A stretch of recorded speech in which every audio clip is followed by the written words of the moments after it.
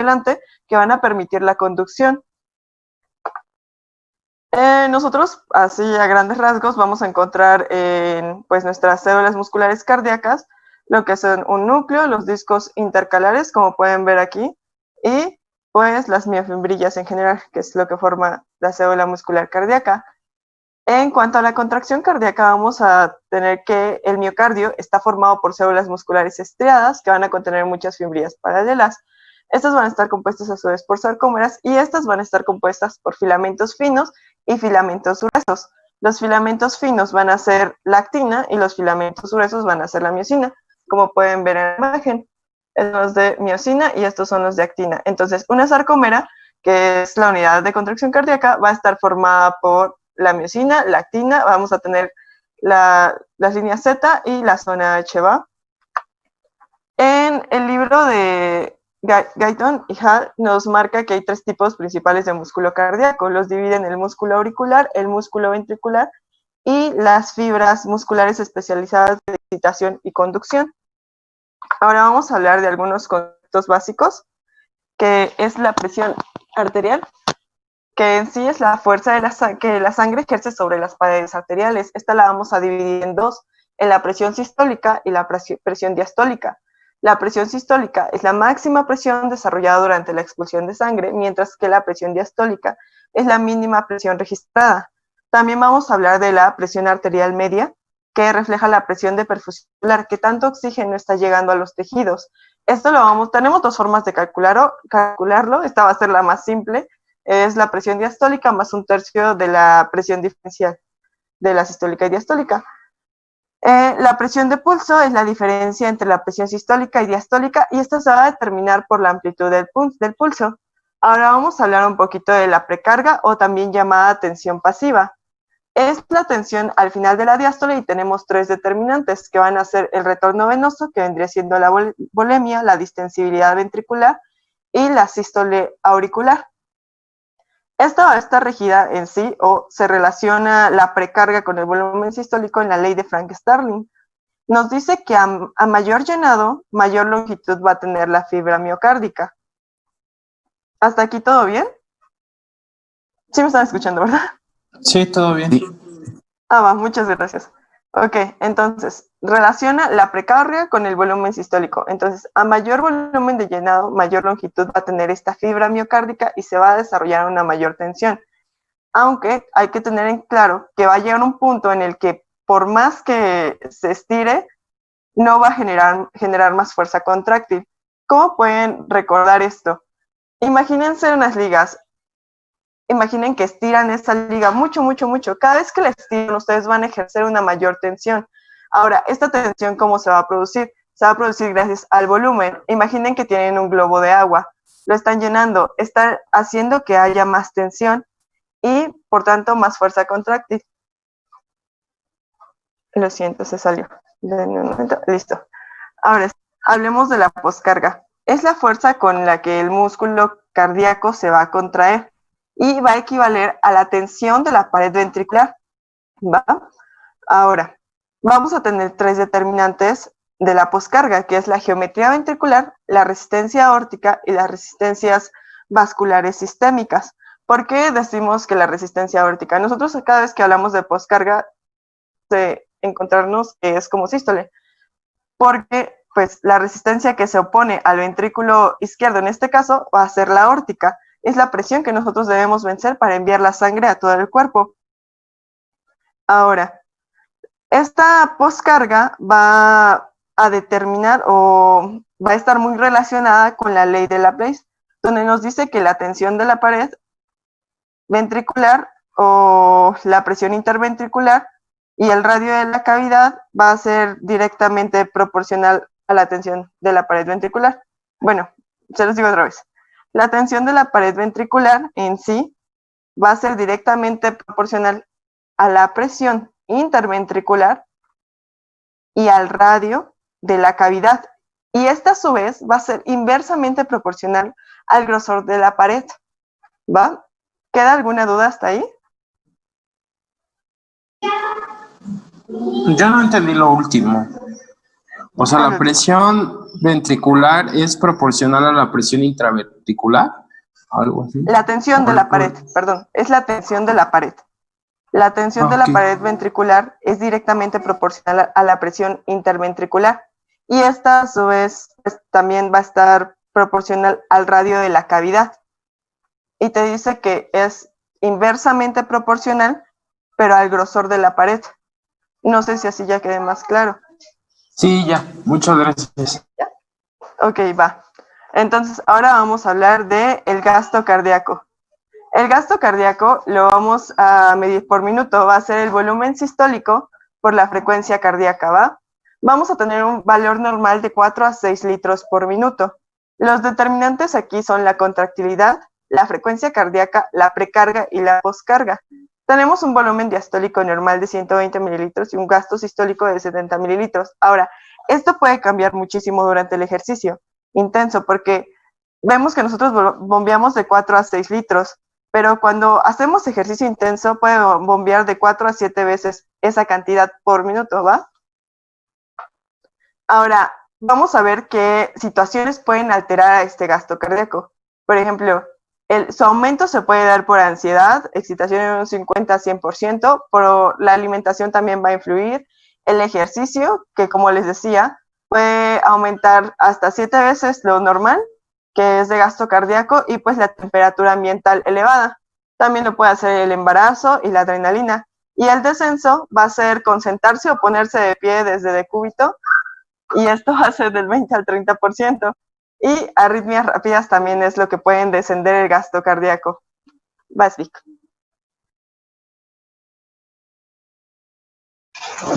¿Me escuchan? Sí, sí se escucha.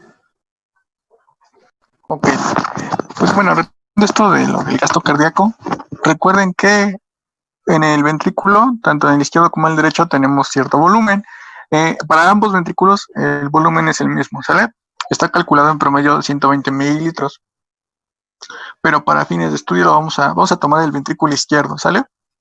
Entonces, un concepto bien importante que deben saber es el de fracción de eyección, porque más adelante en su temario, cuando comiencen a ver insuficiencia cardíaca, van a ver, o va a ser muy frecuente que vean insuficiencia cardíaca con o sin fracción de eyección conservada. Y con base a esto, pues se elige qué tratamiento seguir. Entonces, esto de fracción de eyección sale porque, como les digo, el volumen del ventrículo, el volumen diastólico, que es el que tenemos en la parte de arriba, ahí donde está el 70, el 120, la BD es volumen diastólico, ¿sale? Es decir, que es el volumen de sangre total que acumula el corazón justo antes de eyectarla, justo antes de la sístole. En una eyección normal el corazón no saca toda la sangre que tiene, se queda con un volumen residual. Es decir, que solamente va a sacar 70 mililitros de los 120 que puede acumular. Y estos 70 mililitros se conocen como gasto sistólico. ¿Sale? Entonces, si yo divido mi gasto sistólico entre el volumen diastólico, voy a tener una décima aquí, hubo un error, sería 0.58. Si esto lo paso yo a un porcentaje, sería el 58%. Para que yo diga que mi paciente tiene la fracción de eyección conservada, debe ser arriba del 55%. ¿Sale? Entonces, esa es la aplicación de la fracción de eyección. Recuerden que arriba del 55%, el paciente la tiene conservada. Cuando está por debajo, pues hay que ver por qué y nos va a dar ciertos datos clínicos, datos de bajo gasto, como hipotensión, hipotimias y así. La siguiente, por favor.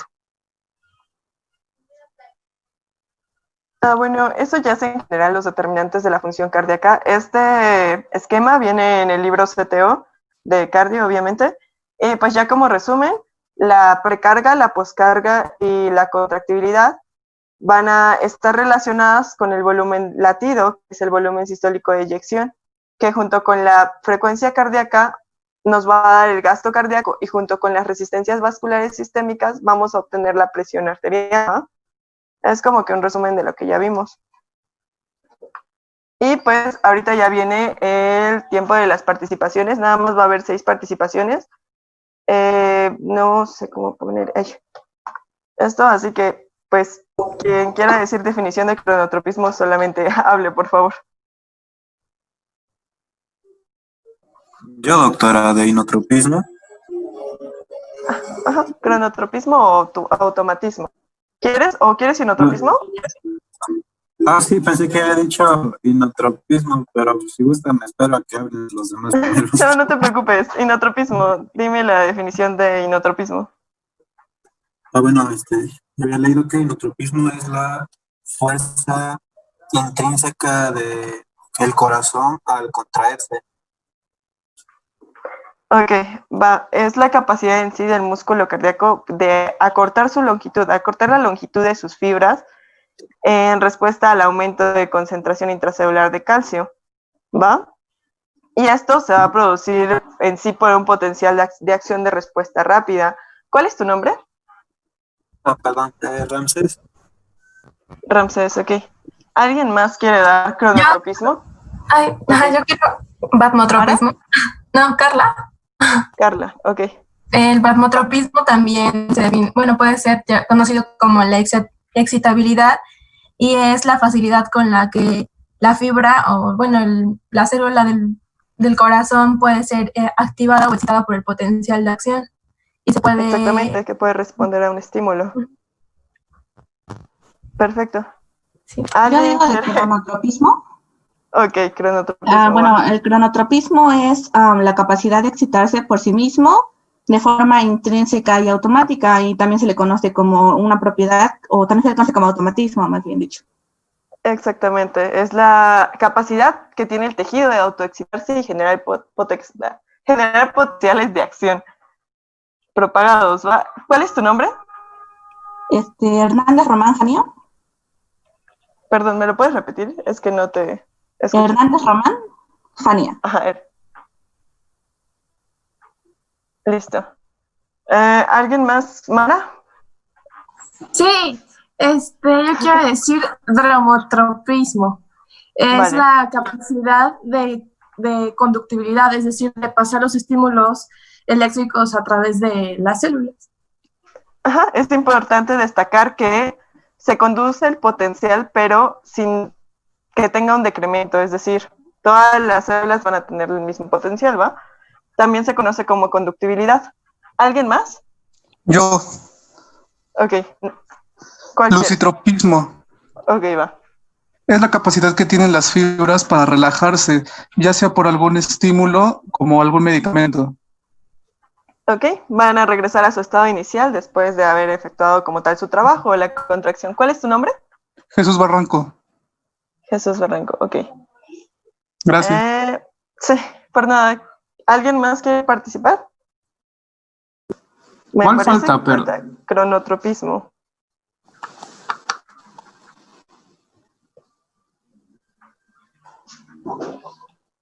Ah, no, creo que ya está. Está W, olvídenlo. Creo que ya están todas. Ok, vamos a seguir. En sistema de conducción vamos a tener lo que es el nodo auricular, también llamado de Katie Flag, que va, como ustedes saben, está en la aurícula derecha. Tenemos después los haces internodales. Ahorita van a hablar específicamente de cada uno de ellos y sus epónimos. Después tenemos al nodo auriculoventricular, también conocido como de Ashitawara, que se encuentra igual en la aurícula izquierda. El haz de His, que está en el trígono de fibroso y pars membrosa. Y la red de Purkinje, que se encuentra de manera subendocárdica.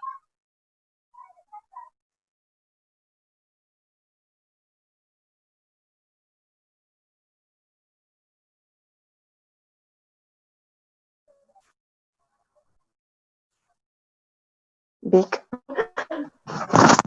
¿Ya me escuchan? Ya se escucha. A ver, dale otro clip, porque había otra, más texto. Ah, no, creo que se quitó. Bueno, no importa. Como parte del sistema de conducción, recuerden que todo inicia, ahora sí que el que orquesta todo es el nodo sinusal. Este lo vamos a encontrar en la aurícula derecha, recuerden. Está en la cava posterior, cerca de la desembocadura de la cava superior.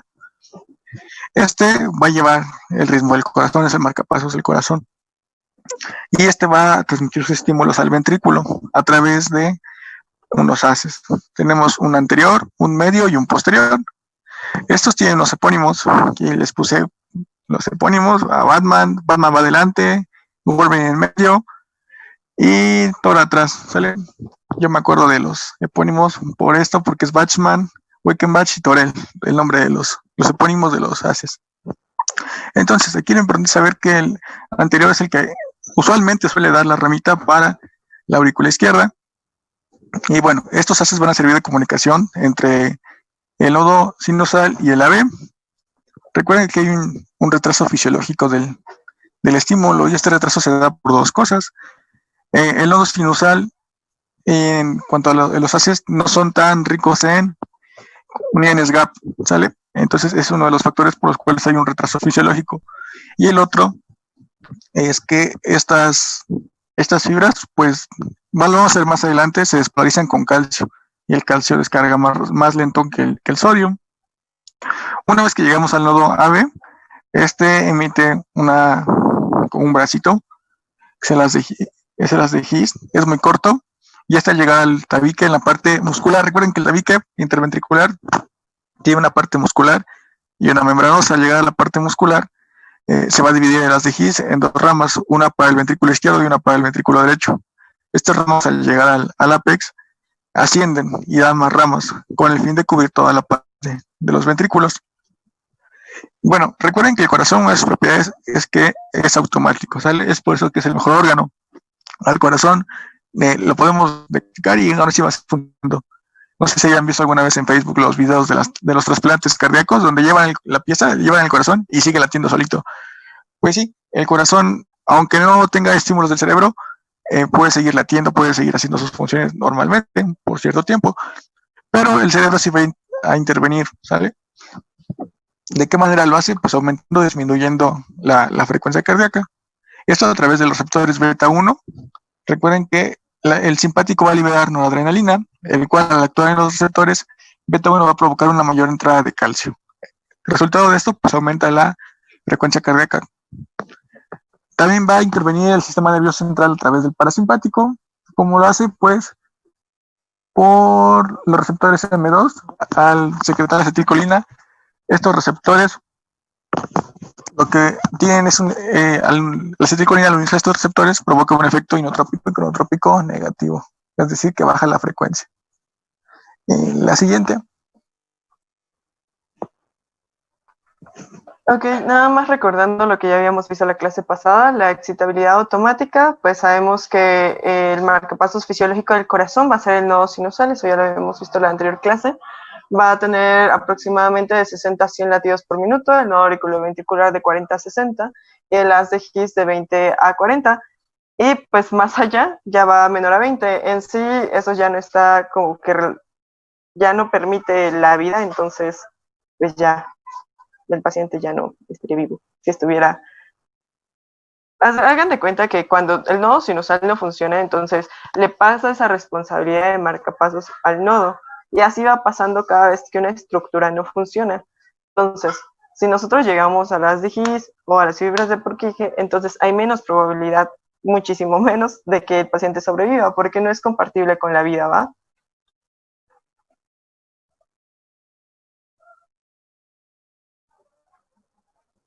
Aquí tenemos un esquema que ejemplifica el potencial de acción, pero de la célula marcapasos.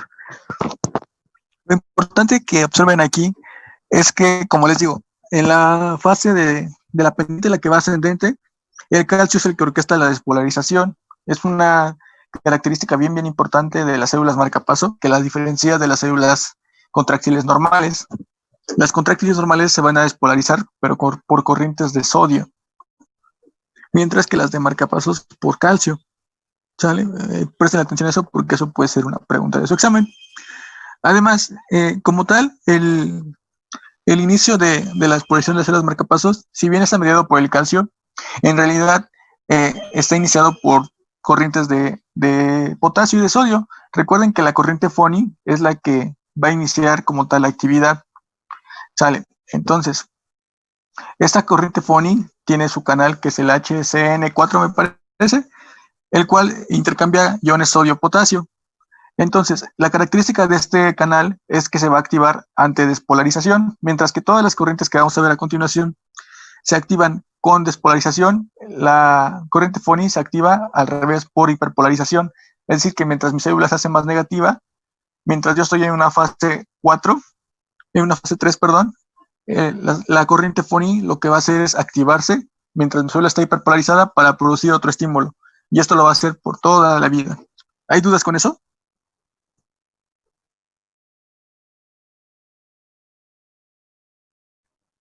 Ok, la siguiente.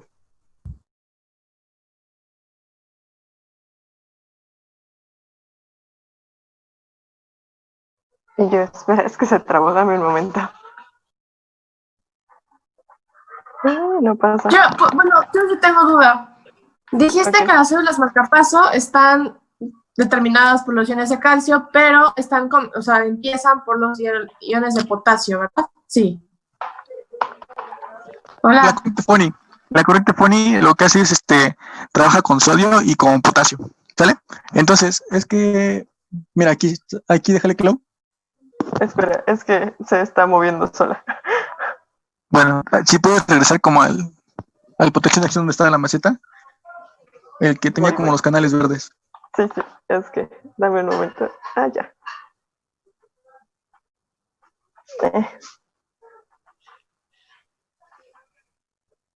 Aquí está.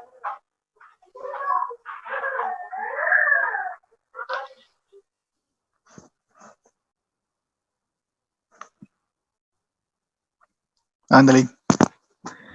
Entonces, mira, este es igual a la potencial de acción, pero corresponde a las células contráctiles. Es similar, nada más que tiene la meseta, pero igual sirve para el ejemplo. Aquí la corriente Foni actuaría donde dice fase 4, donde está el receptor, el canal verde, que dice IK1. Ajá. Ahí actuaría. Mira, si te das cuenta, en la fase 3 lo que les mencionaba viene hacia abajo.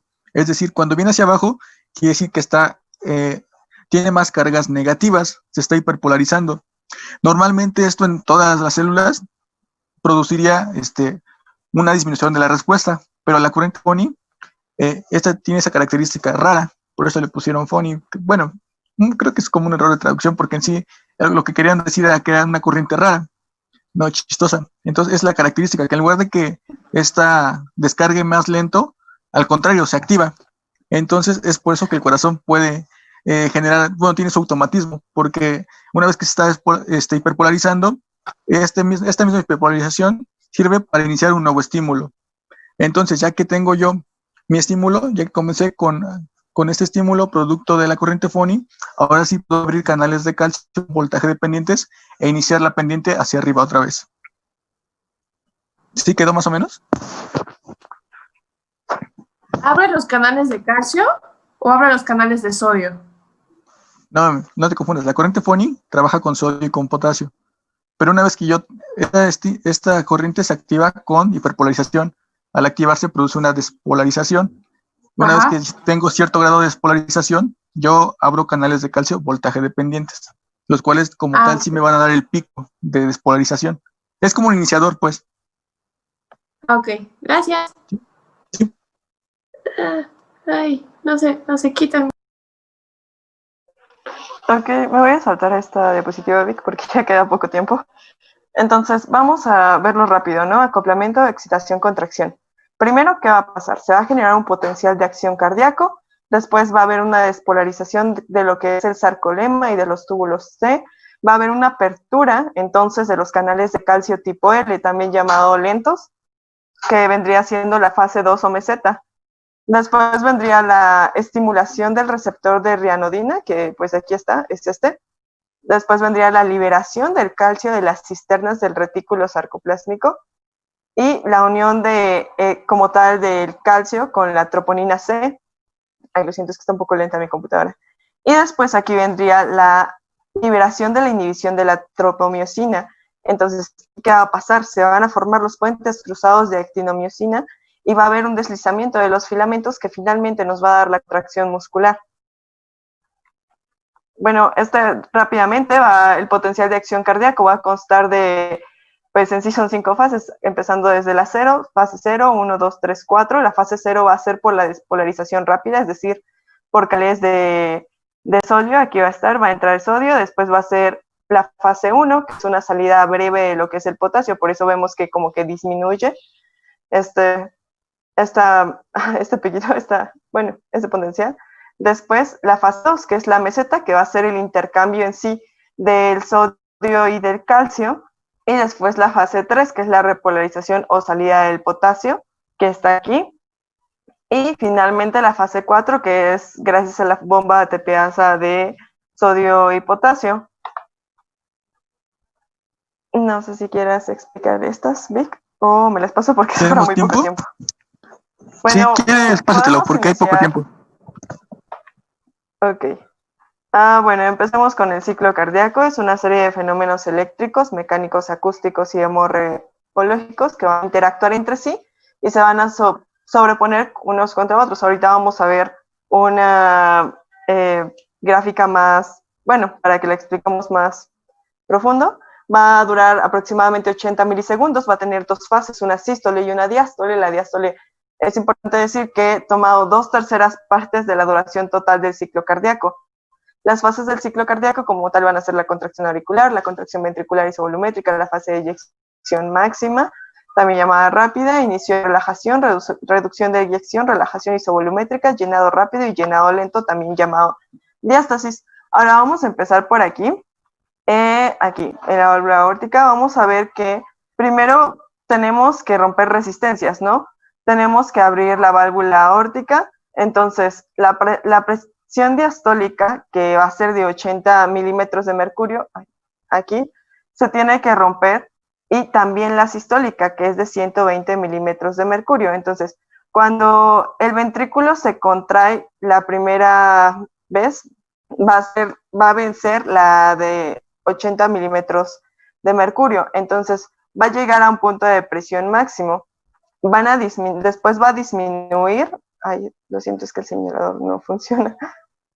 Lo que va a hacer después es que va a disminuir porque pues es periodo eyectivo, entonces disminuye y después de eyectar el volumen, pues vamos a ver que va a haber una relajación isovolumétrica, que pues en sí es lo contrario a la relajación, y vamos a ver cómo el volumen se va a quedar igual. Ahora, una vez que ya no se tiene que vencer ninguna presión, va a venir lo que es la diástole. La diástole se va a dar por un gradiente de presión que va a llegar del retorno a la aurícula derecha, o sea, todo lo que viene del cuerpo va a llegar a la aurícula derecha y de ahí va a pasar al ventrículo derecho, que se va a dar por un gradiente de presión. Aquí lo vamos a dividir en 3, que es flujo rápido, llenado lento y diástasis. ¿Hasta aquí alguna duda? Bueno, aquí lo importante es que se recuerden que el llenado activo va a ser, el llenado activo va a tener un 30%, entonces, aproximadamente, entonces no es como que tan importante, o sea, el corazón podría funcionar bien sin él, ¿va? Ahora tenemos también los ruidos.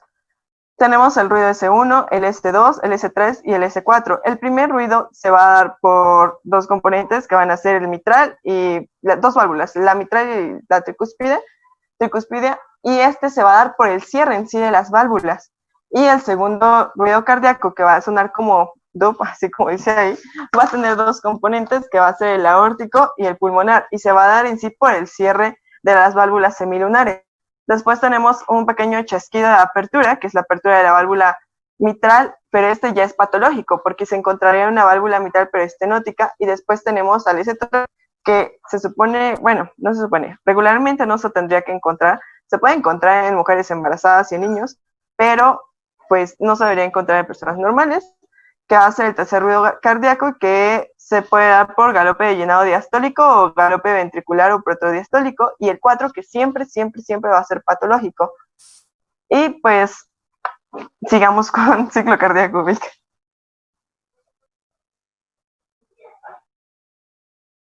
Ahí voy. Recuerden que para que no se hagan bolas, el ciclo cardíaco lo podemos ver de manera pues más sencilla en 4 cosas. Una fase de llenado ventricular que correspondería a lo que sería la diástole. ¿Sale? Entonces, características de este llenado ventricular.